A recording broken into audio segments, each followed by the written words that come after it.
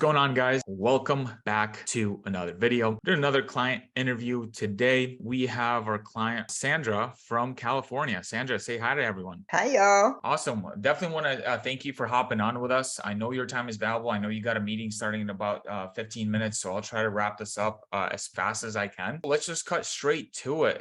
Sandra, how long have you been with Enopoly? I think it's a little over 2 months now, right? Since we started FBA. Oh yeah, so you have an interesting story. So you actually started doing drop shipping with some other people previously, and then you decided to switch over to FBA. Was there a specific reason why you did so? We started drop shipping, and I was like completely green when it came to Amazon and drop shipping. So I didn't quite, I understand the gist of it, but I didn't understand all the background that goes with it. And quite honestly, I don't want to understand it.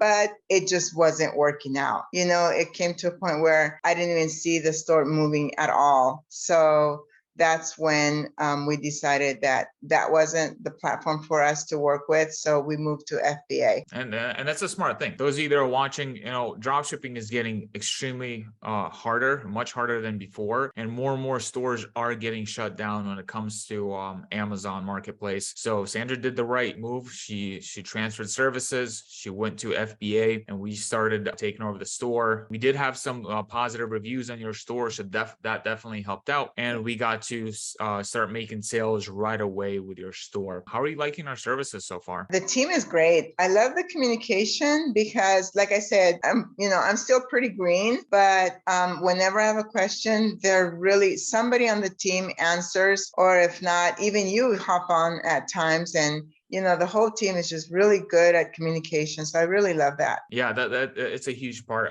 Me being involved in this for what, like almost 4 years now. That's the one thing I realized, that once you fix communication and have that 100%, everything just smooths out. Even if there's problems, right? Because every business will always have problems. But when problems arise and the communication's right, the problems just seem to diminish right away. And I don't even like to call them problems. I think it's just part of business. So I just call them issues. When an issue arises, because a problem, it makes it sound so negative. But we've had issues back and forth with insurance, and I'm like, guys, I don't know what to do. They have the insurance, and then the team just took over, and they're like, oh yeah, we figured out the problem. We took care of it. Don't worry about it. Yeah, I spend a lot of time with them, so I teach them as much as they can. We try to get rid of, pass through any obstacle as fast as we can, because obviously, our incentive is the same as yours. We're in this business to make money. There's really no other reason to sell online. Exactly. Do I have your permission to share your store? Yes. All right. So currently we are inside of Sandra's store. Yay. So we're ready. Let me refresh the screen so people know this is accurate. So far, $90 in sales for today. 7 days, 3,000, 15 days, 9,000, and 30 days, 13,000 in sales. So nice and steady growth for the store. Obviously, is she making $1 million? Absolutely not, right? I remember earlier this month, I think I remember it was like the 9th day of this month, you already surpassed $1,000 in profit just in the first 9 days of this month. How do you feel about that? How does that make you feel? Oh my gosh, that's exactly why I got into this business. I want to see steady growth. And you said we're not at $1 million. I'm like, not yet, because obviously our goal is to maximize our profits, and it's been going steady. So yeah, super excited about it. Yeah, and also this breaks the misconception, because a lot of people, like especially when newer clients are coming in, they're asking, oh, I want to see big numbers. Well, in reality, most people, the difficulty of just achieving an extra 2, 3, 4, 5,000 a month completely hands-free without you being involved, it's very difficult to do. And that's something we do. Obviously, it's simple. It's not easy. It's simple. We get it done, but it takes time to scale there. And the fact that we can get you to the first $1,000 in profit, $2,000 a year, you're on track. I haven't checked today, but I'm pretty sure you're probably already at 2,000, if not very close to 2,000 in profit for this month. And the best part is, when it comes to FBA, Sandra, I don't know if you know this, but FBA stores actually have resale value. I'm actually my daughter, she's, just waiting for some things to come about so that way we can get on, have her and her husband buy their own FBA store. And then as well as we want to set up a third store eventually because we want to be able to resell one of them. Yeah, that's a great plan because we can get you we can get you pre-approved stores, or just simply family members can make them. We can build it up. Basically, typically what people look for when they buy those stores is a 12-month track record of X amount of profit, whatever they're interested in, and then we could easily sell the store, get you some money, get you another store, and just do that every few years like a real estate property. Do you remember what your profit margin on a store is? I don't remember because I haven't really, I know you all sent me the reports, but I just haven't had time to go through them. I'm looking at the spreadsheet right now. I base profit margin personally off cash on cash. Like, what did you actually put into those products, and Right. how much did you actually get back? Yeah. Okay, so right now you have a bunch of you probably have, I think you have like 14 pending orders, and I don't think anything was updated today. Not including anything pending. You're already at 1,500 in profit. Product cost 1,500 divided by 4,400. Obviously, guys, for those of you watching this is based on what was sold from September 1st to September 14th. So 1,500 divided by 4,490. You're at about a cash on cash return. You're at about a 33%. Nice. Kind of crazy, right? That's not, I mean, so to think about it, because obviously there's an investment to be made.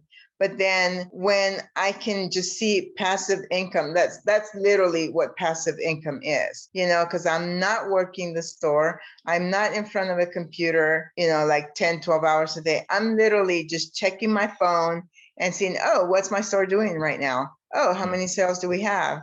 So that's what I, consider passive income. And that's exactly what I've been working toward. What my daughter, her husband and I have been working toward getting to that space to where, we were just talking about, oh, if I want to go have real good food, I can just go to, fly down to San Diego. Well, I am in San Diego right now, but I can just fly down to wherever. It doesn't really matter where I am. And I can just pull up my phone, pull up my computer, check what the store is doing and not have to really worry about it. Absolutely. Love it. That's the beauty of it. And Sandra, you don't have to answer this question if you don't want to, but what do you do for work? Several things. Okay. So we are real estate investors. We have quite a few doors, and then we also do fix and flips. So Gotcha. we also are real estate. My daughter is getting her brokers. We're both real estate agents. So we have multiple streams of income. This is a pleasant surprise. I didn't know you were in real estate. Currently, your store is about 1,500 monthly profit. How much would you have to spend on a real estate property to get you profit of $1,500 on a monthly basis? So California is out of the question. You make nothing in California because prices are so inflated. But I would say on average, I think the typical investment, not for us because we're in a different market, but on average, I think it's like $300 a month per door. You're talking about per door. Yeah. And then, you're obviously spending 40,000 down. Yeah. Plus whatever repairs, whatever you need to do to spruce it up, and then go through the process of getting, tenants to go through the process of getting them approved, and it's a lot. It's a lot. Even though in real estate you can leverage the bank's money, which you're actually leveraging the bank's money with your inventory right now. But even though you can leverage the bank's money in real estate, you're putting 20% down on 150,000. What is that? Let's right around $30,000. And then you gotta rehab, you gotta make adjustments, maybe furniture if you're doing Airbnb, whatever. On top of that, look for tenants. So all in, you may be $40,000, $35,000 to make $300 a month. Of course, there are other benefits to it, but that's more long term. But yes, so right upfront cost, you're looking at about 40K in. It's safe to say this is a little bit more profitable. Absolutely. Okay, great. And less involved. I love the fact that all I have to do is check my phone. And then, of course, pay a couple of invoices and make sure the money's coming in. And I mean, literally, I would say maybe an hour a week of work at the most. And that's what we recommend to people coming in, about an hour a week. If you put that into just like checking your phone, which everyone's on their phone all day Yeah. anyway. So, Yeah. and one last question for you, Sandra. For the newest person coming into Enopoly, what kind of advice can you give them? I would say let the experts do what they know to do. Let the team manage it. And then, yeah, become informed, but don't become that helicopter boss, or that helicopter owner that's got to be involved in everything, because that's just not how it works. And I love that fact because I don't like to micromanage.